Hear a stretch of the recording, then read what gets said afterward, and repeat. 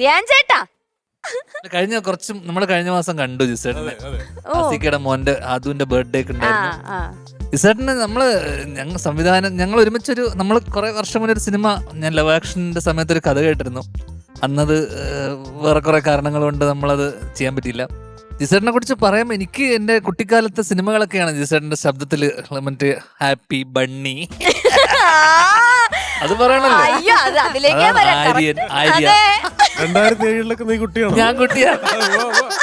ഞാനിപ്പോഴും അല്ല ജിസേട്ടാ പ്ലീസ്, ഒരുപാട് സ്ഥലത്ത് ചെയ്തിട്ടുണ്ട്, പക്ഷെ നമ്മുടെ പ്രേക്ഷകർക്കും കൂടെ വേണ്ടിട്ട് ഒന്ന് ഏതെങ്കിലും ഒരു ഡയലോഗ് പ്ലീസ്. പിന്നെന്താ, അതൊന്നും ഇത്ര റിക്വസ്റ്റ് ചെയ്യേണ്ട കാര്യം. ഇപ്പൊ പറയുമ്പോ പോലെ അത് തന്നെ.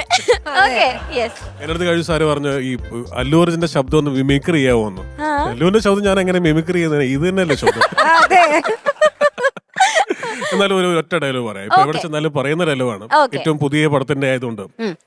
പുഷ്പ എന്നാൽ ഫ്ലവർ അല്ലടാ, ഫയറടാ.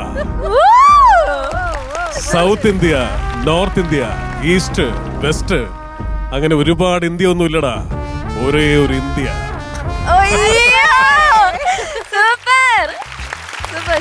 ധ്യാന്റെ കാര്യം പറഞ്ഞപ്പോഴേ ധ്യാനും വിനീതുമായിട്ടുള്ള സൗഹൃദത്തെക്കാൾ ഏറെ എനിക്ക് സൗഹൃദമുള്ള ഒരാള് ശ്രീനേട്ടനാണ്. കാരണം സൺഡേ ഹോളിഡേ എന്ന് പറയുന്ന സിനിമ ഞാൻ ആസിഫിനോട് പറഞ്ഞിരുന്നു. ആസിഫെ, എല്ലാവർക്കും റീപ്ലേസ്മെന്റ് ഉണ്ട്. സൺഡേ ഹോളിഡേക്ക് സംവിധായകൻ എന്നുള്ള രീതിയിൽ എനിക്ക് റീപ്ലേസ്മെന്റ് ഉണ്ട്, ആസിഫ് അലിക്കുണ്ട്, ബാക്കി എല്ലാവർക്കും ഉണ്ട്, ലാൽ ജോസനുണ്ട്, ആശാ ശരത്തിനുണ്ട്.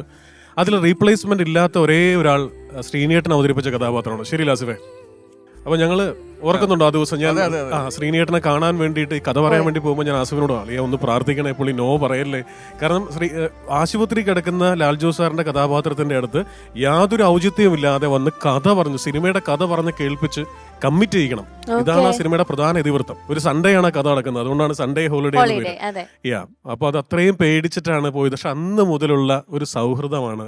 എന്റെ അടുത്ത് മൊത്തം കഥ പറഞ്ഞു കഴിഞ്ഞപ്പോൾ ശ്രീനേട്ടൻ പറഞ്ഞു തനിക്ക് എപ്പോഴാണ് ഡേറ്റ് വേണ്ടതെന്ന് ചോദിച്ചു. അപ്പൊ എനിക്ക് വിശ്വസിക്കാൻ പറ്റുന്നു, എനിക്ക് കരച്ചിൽ വരുന്നുണ്ട്. ഞാൻ 2 മണിക്കൂർ എടുത്ത് സാമാന്യം മോശമായിട്ടാണ് ആ കഥ പറഞ്ഞതെന്നാണ് എന്റെ വിശ്വാസം. അപ്പൊ എനിക്കറിയാം ശ്രീനേട്ടൻ ഇമോട്ട് ചെയ്യുന്നില്ല, ഞാൻ പറയുന്ന ഒരു തമാശയ്ക്കും ശ്രീനേട്ടൻ ചിരിക്കുന്നില്ല, ശ്രീനിവാസ് ഒരു ഇമോഷനും തിരിച്ചു തരുന്നില്ല, ഇങ്ങനെ ബ്ലാങ്ക് ആയിട്ട് കേട്ടോണ്ടിരിക്കുക. അപ്പൊ എനിക്ക് മനസ്സിലായി ഇത് ഒരിക്കലും അദ്ദേഹം ചെയ്യാൻ പോകുന്നില്ല. എനിക്ക് എങ്ങനെയെങ്കിലും ഇറങ്ങി ഓടിയാൽ മതി, എനിക്ക് ആ വീട്ടിൽ നിന്ന് ഇറങ്ങി ഓടിയാൽ മതി.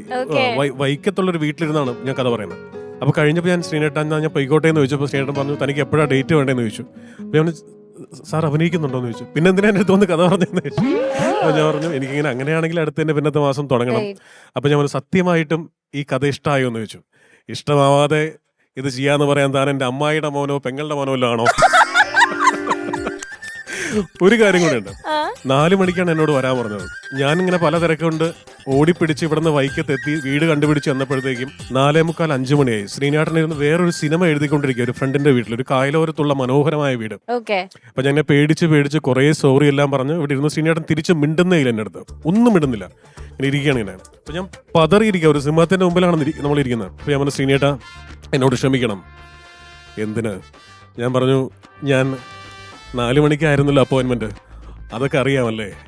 ഞാൻ പറഞ്ഞു അതെ, എനിക്ക് കാലടിയിൽ ഒരു മീറ്റിംഗ് ഉണ്ടായിരുന്നു, ആ മീറ്റിങ്ങിന് താൻ പോകാൻ വൈകിക്കാണ്. അല്ല ആ മീറ്റിംഗ് കഴിഞ്ഞ് ഇങ്ങോട്ടേക്ക് എത്തി.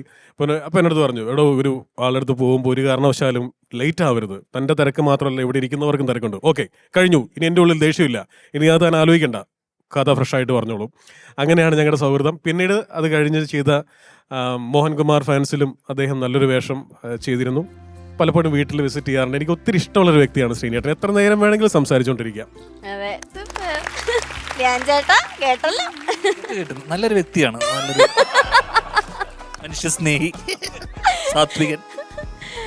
ജിസേട്ടാ ഇപ്പൊ എന്തായാലും നേരിട്ട് കണ്ട സ്ഥിതിക്ക് എനിക്ക് ഒരുപാട് ഇഷ്ടമുള്ളൊരു സിനിമയാണ് സൺഡേ ഹോളിഡേ. ഞാൻ എനിക്ക് ആസിഫിക്ക് ഇന്റർവ്യൂ ചെയ്തപ്പോഴും ഞാൻ പറഞ്ഞിട്ടുണ്ട് സൺഡേ ഹോളിഡേ എന്ന് പറഞ്ഞ സിനിമയും അതിലെ പാട്ടുകളും ഭയങ്കര ഇഷ്ടമാണ്. അപ്പോൾ ഈ ഫീൽ ഗുഡ് സിനിമകൾ, ബൈസൈക്കിൾ തീവ്സ് അല്ലെങ്കിൽ ഇതൊക്കെ ഫീൽ ഗുഡ് സിനിമകളും നേരെ മറിച്ച് തലവൻ പോലത്തെ സിനിമകൾ, ഏതാണ് ജിസേട്ടന് കൂടുതൽ ഇഷ്ടമുള്ളത്?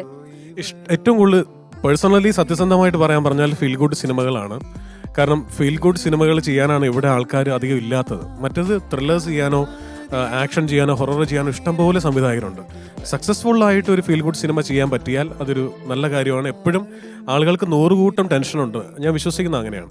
ഒരു ലോഡ് ടെൻഷനുണ്ട് നമ്മുടെ ആൾക്കാർക്ക്. അപ്പോൾ അവർ അതെല്ലാം 2.5 മണിക്കൂർ അവരെ മറക്കാൻ സഹായിക്കാൻ സാധിച്ചാൽ അതൊരു വലിയ കാര്യമാണ്. അതാണ് ആ അർത്ഥത്തിൽ എനിക്ക് ഏറ്റവും ഇഷ്ടം ഫീൽ ഗുഡ് സിനിമകളാണ്.